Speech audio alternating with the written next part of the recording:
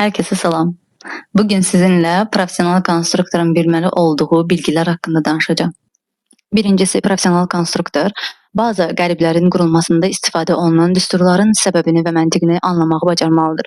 İkincisi, bazı konstruksiyalar üzərindən ediləcək dəyişikliklərlə alınacaq geyimin görüntüsü arasında əlaqəni tutmağı bacarmalıdır.